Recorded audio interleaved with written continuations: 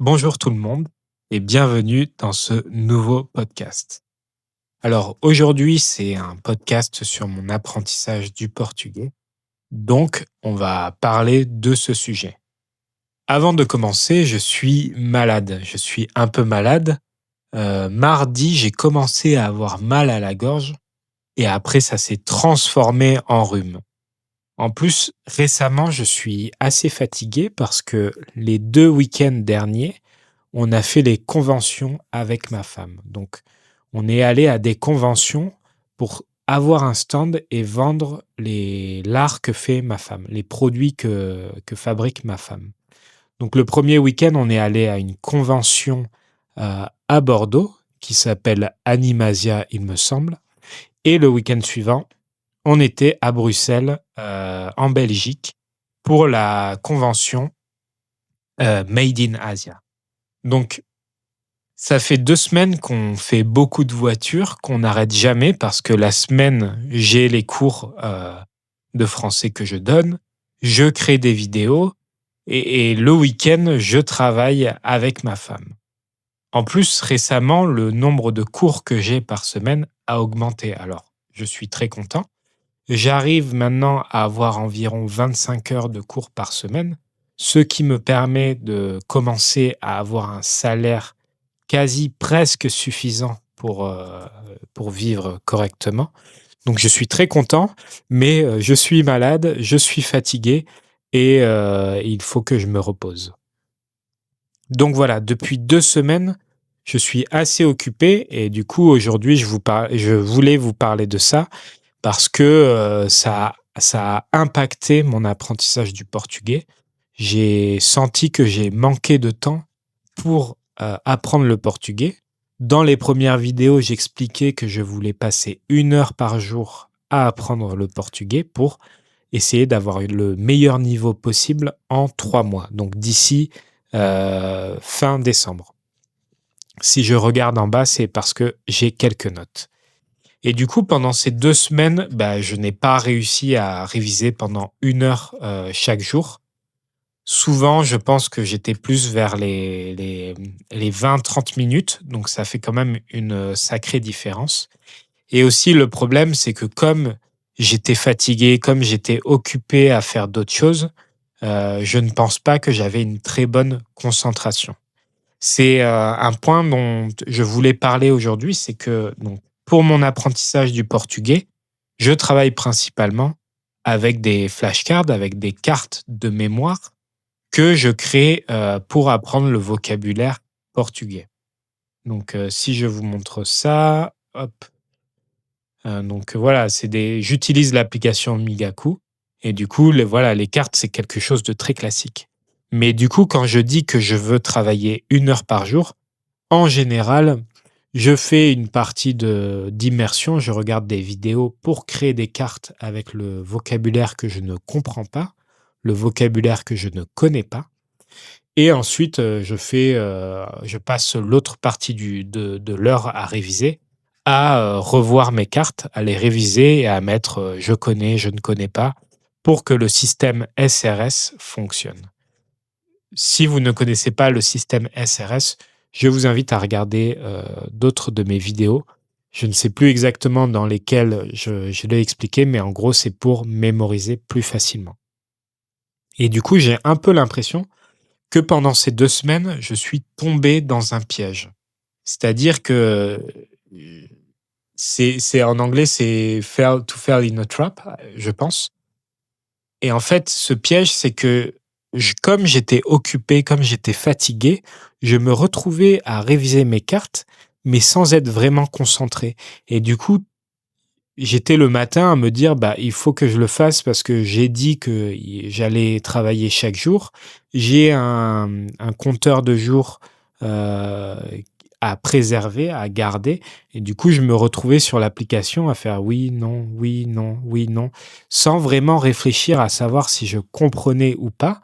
Et pour les mots que je ne comprenais pas, je n'étais même pas concentré pour essayer de les retenir, de les mémoriser plus efficacement. Et ça, je pense que c'est un peu un piège dans lequel on peut tomber quand on prend ce genre d'habitude. La vidéo qui a le mieux marché sur ma chaîne, c'est sur le pouvoir des habitudes. Dans celle-ci, j'explique qu'il faut travailler tous les jours. Ce qui est difficile une fois qu'on a l'habitude en place, c'est d'essayer de rester concentré un peu tous les jours. Parce qu'en fait, si on le fait sans même savoir si on retient des choses, sans même savoir si on apprend de nouvelles choses, ben en fait, ça devient inefficace. Et c'est un peu ce que j'ai ressenti au bout de ces 2 semaines, c'est que je me suis dit: «Bah, en fait, j'ai beaucoup travaillé» et du coup, je faisais un peu mes révisions automatiquement. J'étais un peu en pilote automatique et du coup, je ne sais même pas si j'ai vraiment retenu ce que j'ai, les cartes que j'ai créées et les cartes que j'ai revues. Donc voilà, en ce moment, c'est pas la grande joie pour mon apprentissage du portugais.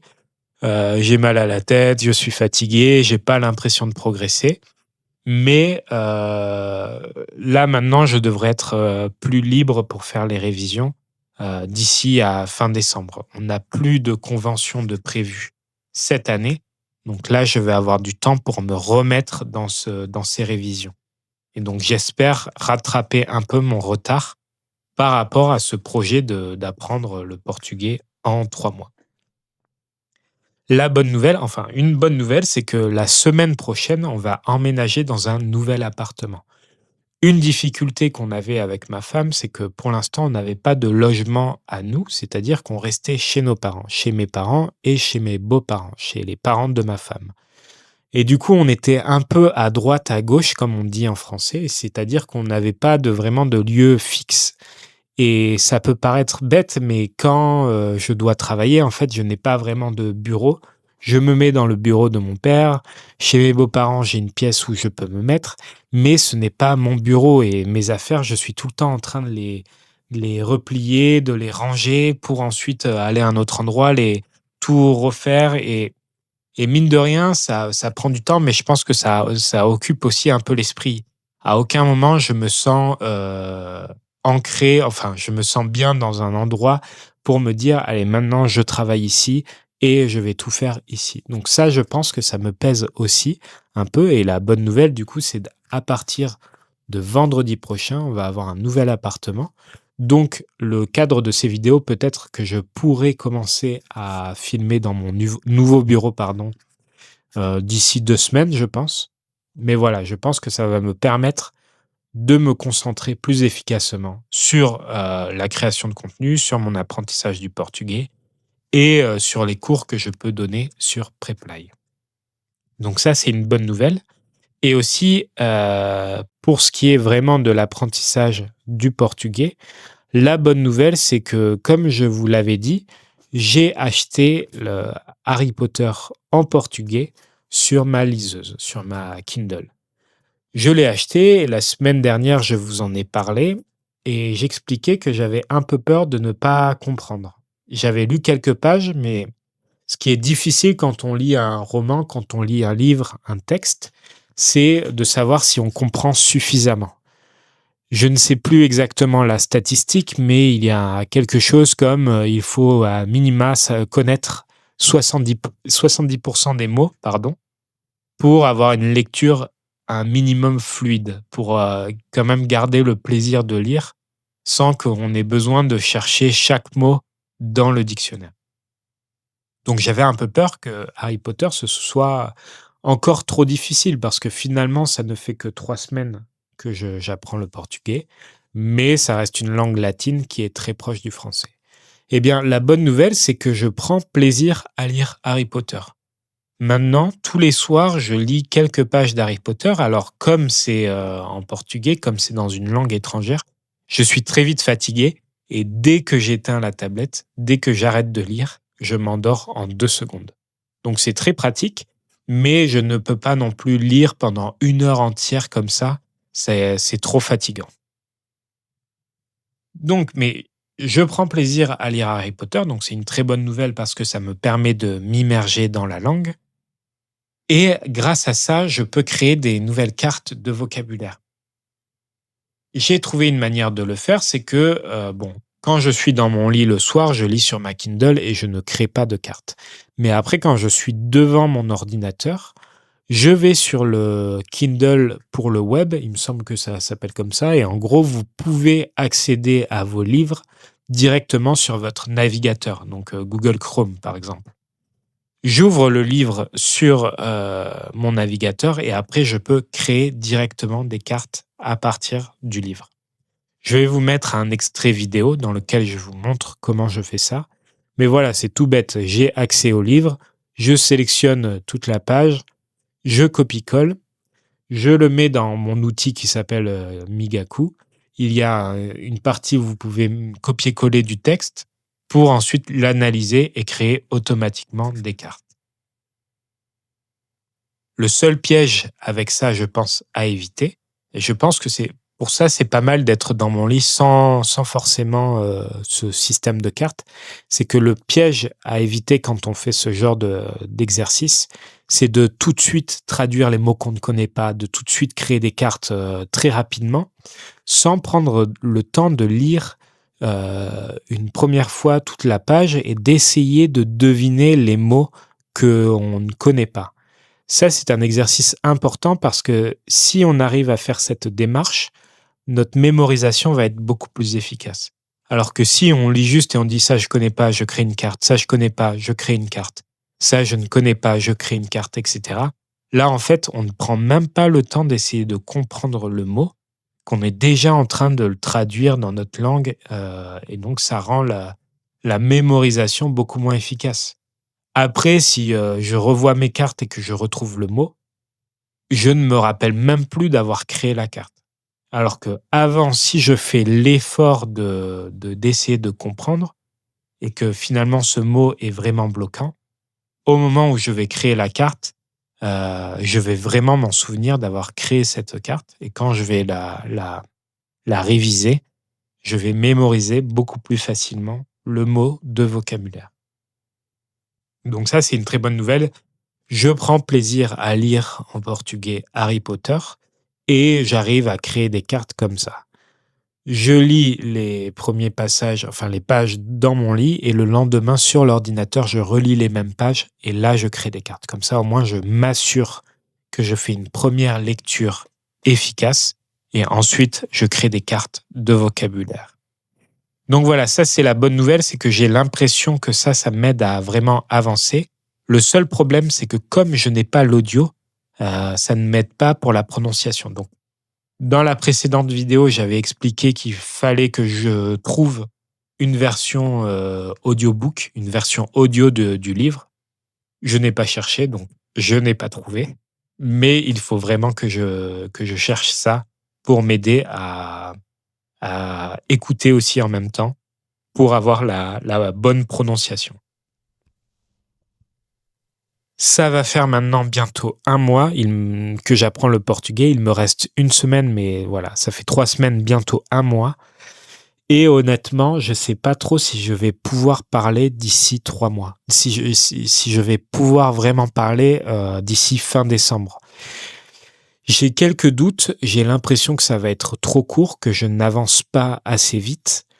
Maintenant, pour l'instant, je fais vraiment que de l'immersion et il y a un moment où je vais devoir commencer l'expression, donc l'output, pour pouvoir progresser sur la discussion. En fait, ce que j'ai du mal à savoir, c'est quel timing à avoir pour passer sur de l'expression. Je n'ai pas envie d'aller trop vite, mais en même temps, je n'ai que 3 mois, donc il ne faut pas que je tarde trop. Donc voilà. Aujourd'hui, peut-être parce que je suis malade et un peu fatigué, je ne suis pas super optimiste, mais je continue quand même de travailler le plus possible et j'essaye de trouver des façons de progresser le plus rapidement possible. Heureusement, j'ai déjà eu quelques messages de Portugais ou de Brésiliens qui m'ont proposé de faire un échange linguistique où on parle un peu en français puis un peu en portugais. Ça, je pense que ce sera très utile pour travailler ma discussion.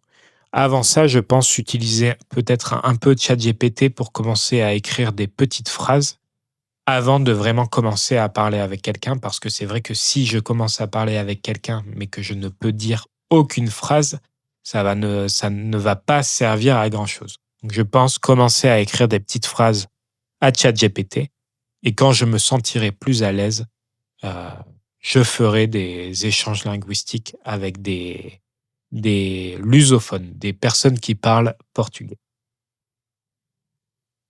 Merci d'avoir regardé cette vidéo jusqu'au bout. La prochaine vidéo sort lundi et je pense que dans celle-ci, je vais vous parler des conventions. Je vous avais dit que je ferais des vlogs, mais finalement, j'étais trop occupé. J'ai essayé de filmer quelques trucs, mais c'était vraiment pas de bonne qualité. Donc, je préfère juste faire un podcast Facecam où j'explique ce qu'on a fait ces 2 derniers week-ends.